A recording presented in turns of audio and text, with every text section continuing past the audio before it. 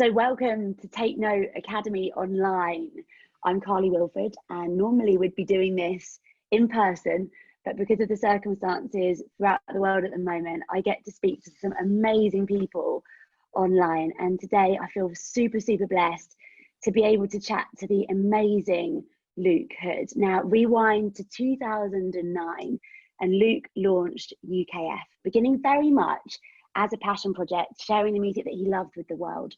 10 years later, that platform is one of the most respected in the bass music world, supporting so many of the genres, not only grassroots talent, but some of the global names as well. So working with the likes of Flavor D, Dimension, Skrillex, Subfocus, Flux Pavilion, and Molly Collins, to name just a very few. Now, with millions of subscribers all across his ever-growing YouTube channels, he runs record labels, sells out events and festivals across the world, and is still one of the nicest guys in electronic music. Luke Hood, I've missed your face. How are you? Oh, what an amazing introduction. Thank you very much, Carly. I'm very good, thank you. Very nice to speak to you today. How are you getting on during this crazy time? Yeah, good. It's a tale of two halves, really. I think we're, obviously all the events are on pause, but more and more people are getting creative and making music, and I think people are always turn to music during times like this. So yeah, we're still as busy as ever, working remotely, and cracking on with things, really. It's so good to hear, and it's so interesting, isn't it? Because the recording side of the business right now is doing so well, and so while so many of us aren't running around festivals and clubs raving, we're sat at home wishing that we were and listening to that music. Yeah, totally. I think we've gone from, I think, when this first happened, we were all kind of scratching our heads thinking like, well, is dance music going to be as popular? Like, are people and people aren't going to be getting amped up for going out on a Friday night? But actually, it seems that, people still want to listen to dance music, all music really. And rather than, I think traditionally people would, you'd have big spikes of streams on YouTube or Spotify on a Friday and Saturday. It's just really consistent. People are listening 7 days a week now. I think it's kind of the days sort of blur into one at the moment. So yeah, it's I think very thankful to still be able to bring happiness to people through these times. Awesome. Now look, what I'd love to do today, and I know so much of your story, which I think has been massively inspiring to so many people over the last few years, but what I'd love to know is, if we take it back to the very start of UKF, where did the initial idea come from? And also, how did you get it off the ground in the early days? So I'd love to know, let's just picture it at the very start. Yeah, so back in 2009, I was studying for my A-levels at Frome College. A lot of my friends were into this sort of new music that we'd all discovered, drum and bass and dubstep. There was a local festival called NAS Festival and West Fest, that played a lot of drum and bass, but really sort of energetic jump up, which wasn't initially to my taste, but as various older brothers would keep bringing back tape packs from these shows, you'd start to hear what all the fuss was about, and just started to catch a bug for it, really. So in terms of where it all sort of began is, a lot of friends would be bringing back these tape packs, and I'd be like, oh, I quite like, I didn't like a huge spectrum of drum and bass. I think, if you were to be cynical, you might say, it was the more cheesy, more vocal driven tracks, I guess the more commercial end of that. And from the tracks that I'd pick out there, those were the tracks I'd start playing in the common room. And people are then like, oh, actually, a lot of my other friends who didn't like drum and bass were like, I actually really like this song. Who is that? And you're like, oh, it's Chase and Status or Subfocus or whatever. And people are like, oh, I really like that song. And this was back in the day. I guess it effectively became almost like pirate radio, so to speak, but in a small Somerset town, where rather than broadcasting over a traditional medium, people would say, oh, could you send me that, could you send me that track, could you share it? And back in the day, everyone used MSN, which was like a really slow sort of instant messenger, and we ended up deciding to put it up onto YouTube. The founding of it was all a big sort of, it was a mistake. I kind of fell into it. Went to, put the first drum and bass track onto YouTube, and I was like, oh, I need to set up a YouTube channel. Went to register UK drum and bass, very imaginative, but someone very kindly had taken that. So I was like, right, what else can I use? It's not UK drum and bass. Everyone in my hometown, Broome, would use UKF if they were playing Call of Duty.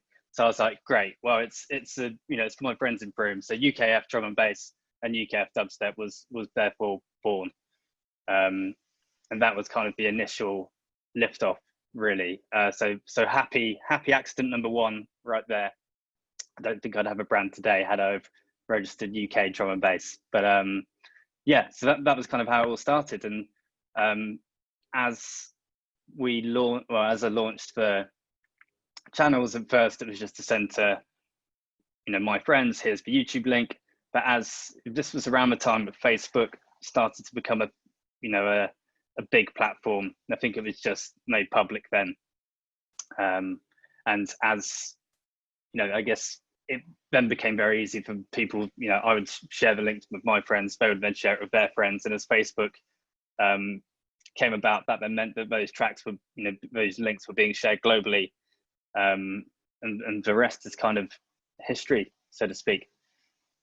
So it obviously started off with you, and some of these tracks you were putting online, you probably then started to notice that there was this momentum behind them, and you realized that you were onto something. What was then the next step? Who did you then bring in around you? Because obviously I'm sure it was probably you for a very long time, but who were some of the first people that were there at the start? Yeah, so the first maybe year and a half, it was just me on my own.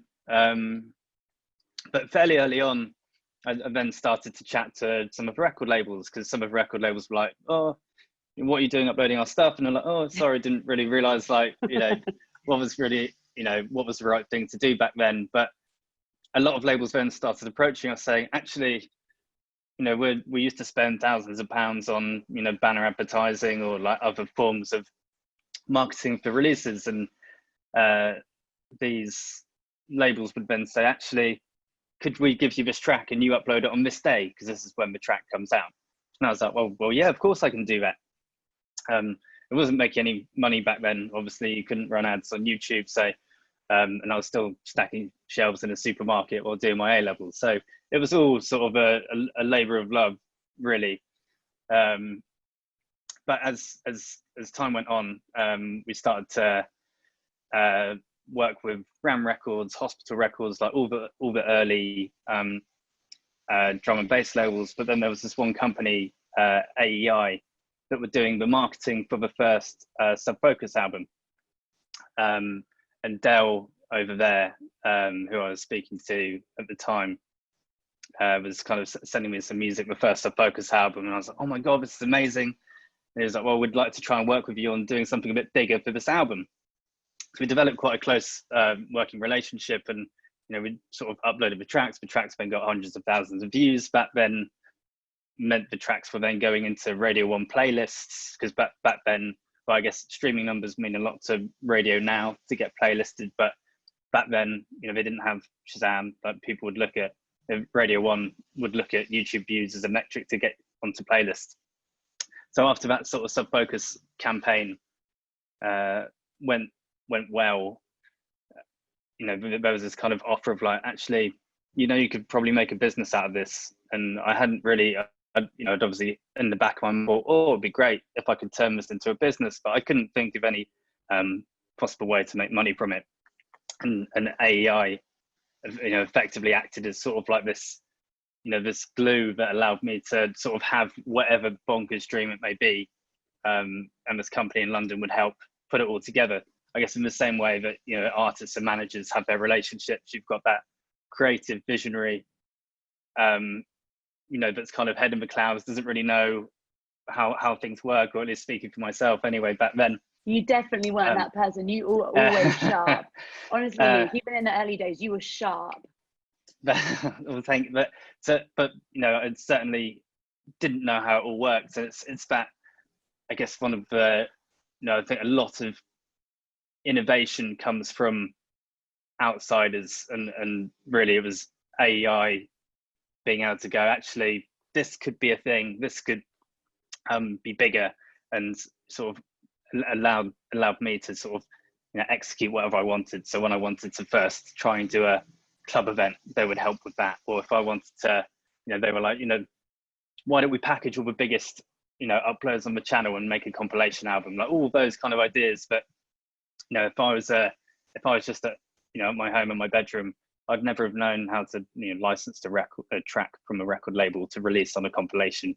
You know, it was by, you know, leaning on that sort of that pre-existing experience, like AEI had already existed for 10 years, that allowed me to really grow and develop and, you know, achieve what I wanted to, you know, achieve. So amazing. And it's funny how these things just naturally can evolve and happen, and you meet people along the way and you never know where that's going to end up. But the relationship that you have with AEI has been going on for a long time now, hasn't it? Totally. And it's really evolved, and both you and AEI as different entities have evolved in your own right. It's amazing to see. Yeah, it started off initially like it's, you know, obviously quite scary going into business with anyone you don't know. But when I was 17, just turning 18, about to go to, you know, AEI, you know, I really wanted to go to university anyway. And AEI were all quite encouraging, being like, yeah, you should really go to uni. So just sort of the initial sort of leap of faith was that actually there's a way that by working with this company, I can try and make sure that UKF isn't a flash in the pan, and, you know, just, you know, I lose focus and ultimately get sucked into uni. But, you know, it would allow me to have the best of both worlds, where I could continue to follow my passion while also, you know, going to university, and the experience for that provided. I only managed to get a year through, but you know, it was still, you know, it was nice to have that opportunity, you know, and certainly, you know, it was, yeah, I don't regret it for sure. But as the years went, sorry, as the years went on, sort of the relationship with AEI got deeper, and eventually it was actually, you know, let's just you know, bring it all together. And that's kind of how I think sort of 6 or 7 years in of working with AEI, we kind of ended up merging the businesses. So I'm now at AEI as one of the directors there that's still leading UKF. So cool. Now, I remember early days sitting with you in a coffee shop in Shoreditch and just racking your brains with how you'd grown your platform. And I remember one of the key things that you said to me was find your niche. How important do you think it is to have one when you're launching a new business or concept? It's so important. I think, you know, niches will always, you know, you'll be hitting a passion point with someone, you know, and I think particularly within, you know, and with any genre of music really, like I think, you know, drum and bass fans, dubstep fans, techno fans, like there's kind of like a tribal alliance to, you know, genres specifically. And I think probably one of the, you know, not biggest mistakes I've ever made with UKF, but there was a phase when, you know, we tried to do a bit of everything, and we were uploading tracks by Breach, and we were uploading, you know, so like house records and, you know, not quite techno, but tried to cover the broader electronic spectrum. And actually, you know, in a world that is there's so much out there, I think it's, you know, you want to try and have an identity so that people can, you know, align with you. I think if you try and do, you know, if you try and do everything, chances are that people aren't going to love all of your output, and that's just the nature of the beast, really. So I think by trying to align yourself with a niche, or trying to be part of a certain sound and be part of a certain scene, means you can develop a community. And with UKF, you know, I think one of the, you know, main attributes to UKF's success initially was, you know, I guess it was the evolution of, you know, I guess the stopgap between internet forums back in the day and Facebook groups now. Like it was a place, you know, the comments on YouTube were a place where people could come together and talk. and you can only build communities out of, you know, like a tentpole passion, really. And I think that's what you know, UKF has been able to do around bass music. It's a place where people can come together and talk about their favorite music. And you know, as someone who is sort of trapped in a small town in Somerset, starting UKF allowed me to connect myself with, you know, millions of other people who also were stuck in the middle of nowhere with no other sort of drum and bass bands, you know. So you know, by having a community of tens of thousands, initially, you know, those people can be global, whereas obviously, you know, back then you wouldn't be able to find 10,000 drum and bass bands in Frome, but you can find, you know, 10,000 people globally, and who will all sort of come to your destination. So in the early days then, obviously, when you first started out, you probably didn't really have much of a structured plan, and it was probably more like, I like this track, I'm going to upload it. But then obviously as things evolve, that mainly becomes pretty important. How important do you think it is to have a solid plan or a business plan, and how flexible can you be within that? Oh,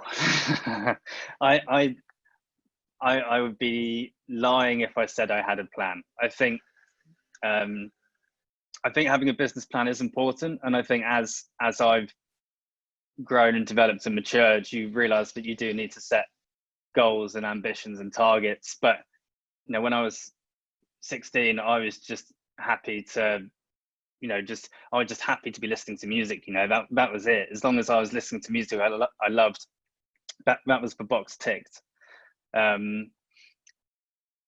So yeah, I mean, could you repeat the question again? Sorry. Yeah, it was just saying, do you need a structured plan, and how flexible a can you be plan? within that? Yeah. This is how lack of plan. As you can tell, I go day by day. But yeah, I think, you know, it is important to set goals and targets. But I was fortunate enough to, you know, by working with AEI, I think I constantly had someone being like, "What do you want to achieve now?" You know, it's like, you know, we'd launch a podcast and managed to get that to a #1 podcast. Right, what are we going to do now? Let's start off doing, you know, club shows. We started off, you know, with the sort of rise back in 2011. We started doing a club show at XOYO. You know, just thought, let's give it a go. Let's see if people will buy a ticket. In January 2011, we sold, you know, 450 tickets for that show. By November that year, we'd sold out Alexandra Palace. I certainly didn't start that year thinking we're going to sell 12,000 tickets at the end of this year. It was, you know, I think there was a certain, you know, it was very spontaneous to begin with, and that's probably one of my faults that's allowed me to, you know, take every day as it comes. But I think as I've sort of, by working with partners like AEI, I've always had people around me to be like, what's the plan? What are we doing next? And whereas I'm kind of quite, you know, live for the moment. And this is, you know, I'm having fun.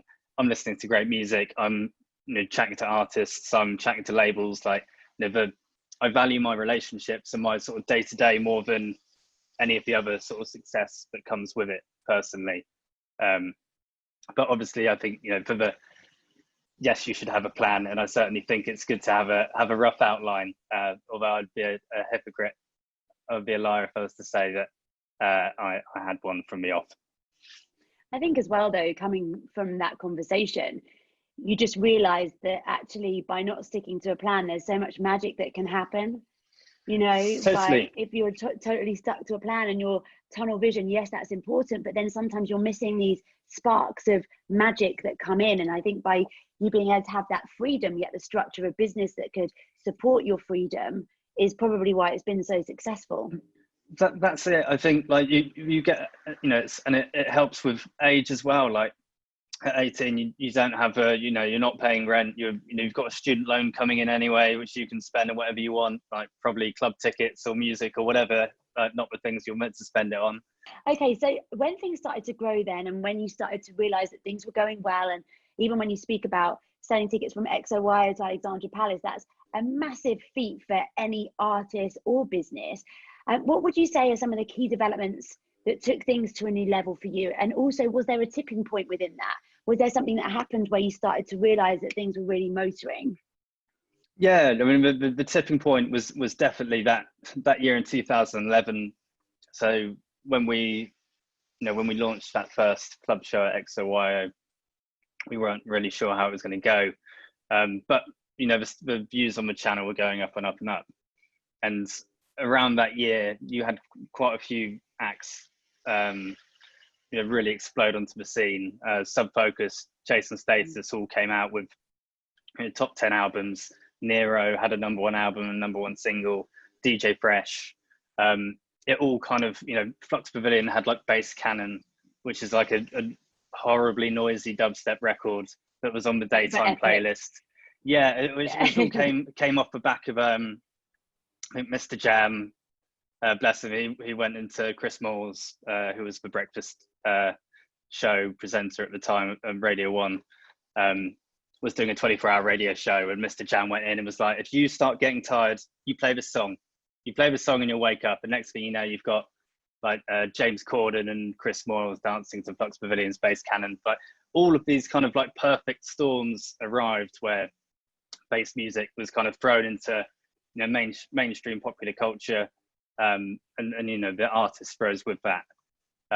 So that was kind of the tipping point, and obviously meant UKF and everyone else involved in that scene kind of rose with it, and eventually a lot of Skrillex had appeared, and next thing you know, it's exploded in America, and it really became quite a global phenomenon that year. That amazing sound, time anyway. For music, actually. I remember it well. Pendulum as well. Yeah, Pendulum as well. Obviously, Hold Your Colour, that first album was incredible, but all the subsequent ones, like those guys, I think it was probably a little bit earlier. Like Pendulum were probably one of the first acts that I really got into in drum and bass back in sort of 2008, 2007, just before starting UKF.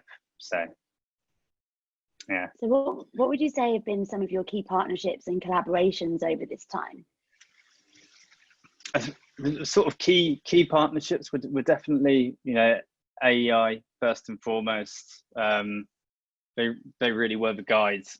Really, I think we've then worked with hundreds of record labels, hundreds of artists. I think almost I guess partnerships can be quite a deep word or quite a loose word. I've considered every record label and artist we work with a partner, in some way, shape or form. I think it's those sort of friendships with a lot of the artists and managers and labels of what are allowed UKF to sort of continue to flourish and hopefully act as a sort of ground to bring through new talent as well. And obviously growing the business and doing as you have, so much changes all the time. And there's this phrase that the only constant is change. And I think it's something that early days, that especially when you're setting up a platform, you're not always aware of, because you're on your thing and you want things to work. But every single day you're having to get up and evolve. And this is not only relevant within the music industry, but within running any successful business, I'd say. How would you say that your business has had to adapt over the last few years? And also, how have you had to adapt through this current time? Because obviously, we're living through something we've never lived through before, but it would be amazing to talk about the last couple of years and then maybe just talk about what's happened in the last 3 months for you as well. Yeah, so how we've kind of evolved over the past few years. I think firstly, we moved off of just being purely YouTube-based curation brand into being a brand that is hopefully everywhere. So if you are on Apple Music, you can listen to a UKF playlist. If you're on Spotify, you can listen to a UKF playlist, or Deezer. Or we really want to try and be that home for bass music wherever you are, really. But in terms of how we've adapted recently, we've started to work with artists more directly, by starting to sign records and provide label services. So 10 years ago, artists would typically sign exclusive deals for 3 albums plus. Like they would need that resource and push to really take them into Radio 1 playlist, and work with a PR team to really try and take their career to the next level. But actually, these days, there's so many artists who have, you know, built themselves up. You know, it's just them and their manager. They've already got a team around them of people that they like to work with, and actually, you know, a lot of artists don't need that full infrastructure to be able to push their music.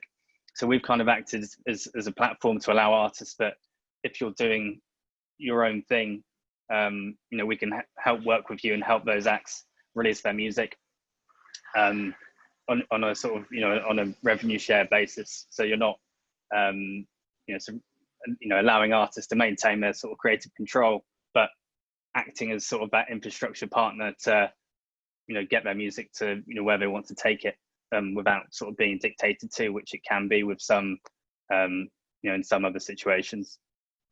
And then in the sort of post-COVID world, it's weird because it actually feels like not a huge amount has changed. Like, I could obviously, you know, yes, we've obviously had to cancel all of our events. Yes, we're all working from home, but you know, I think the only change really, and you know, I think I'm sure we'll speak about this later, is kind of the importance of the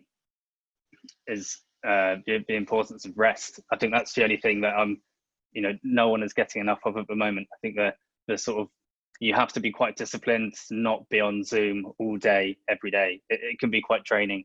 And I think to try and make sure that, you know, I'm sure we would all, in current circumstances over the last few months, would have taken a holiday at some point or would have taken a week off. And obviously no one is doing that at the moment. So I think that, you know, in terms of major changes, you know, that's the only one really. I think at the moment, I've got more music than ever sort of coming through. So many artists who are inspired, locked in the studios. I think for some it's been a blessing, where they're saying, you know, I used to never get any time to make music. I've been locked in the studio. I've been, you know, out gigging all the time, so I've not had the energy to make music. Whereas now you've suddenly had all these artists who are now all collaborating, making music, and you know, I think it's going to be a really fruitful year this year and next in terms of new releases, because I think a lot of people are finding that inspiration again and that groove again. Even people moving back in with their parents, you know, I think for some people, they wrote their first album in a particular room and they're like, oh, you know, I'm now in that place I used to be, which, you know, they don't have in the general hustle and bustle that we were kind of all used to and maybe took for granted.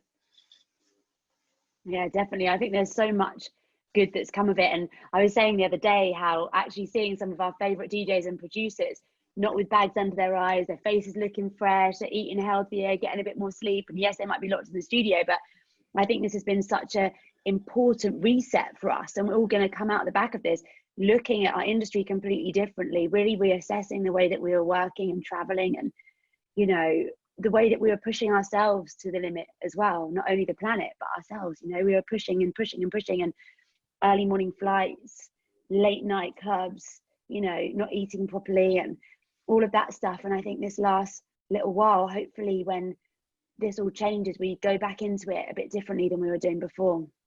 No, I hope so, sure. Now let's just talk a little bit about bass music. Obviously it's helped to shape the UK scene in so many ways. How would you say it's developed over your time working within it, and how have you moved with that?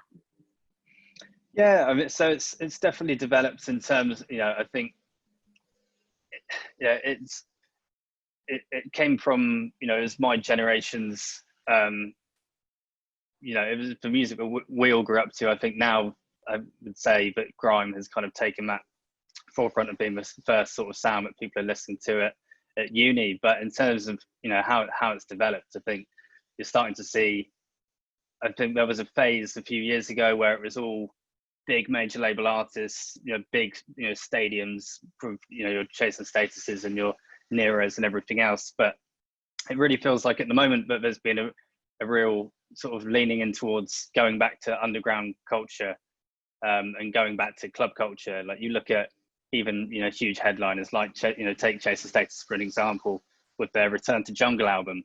I think now really feels like at the moment in bass music, everyone is going back to, you know, their roots, like what inspired them, and, you know, hopefully then sort of taking that to then inspire, you know, further generations to, you know, sort of take that forward. And obviously over this time, we've spoken so much about your journey. But what I'd love to know is, obviously things can sometimes be easy and things can sometimes be more challenging. But what would you say is one of the biggest lessons that you've learned over these last 10 years?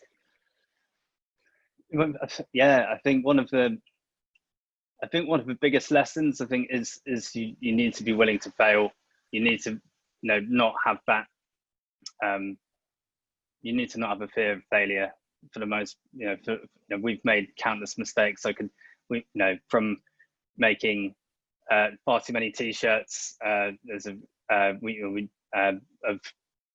was a limited series of t-shirts that we printed ages ago, as a random example, and we just printed far too many, and we were then stuck with them in the office for ages, through to events that haven't sold. I think you just have to be, I think, kind of going back to the point earlier about a plan. I think we have just consistently, I think the biggest lesson is to just not try and beat yourself up about everything having to be a success, because nothing is in life. And I think you do need to, fail fearlessly, really, to be able to learn and adapt and evolve, because actually you might end up then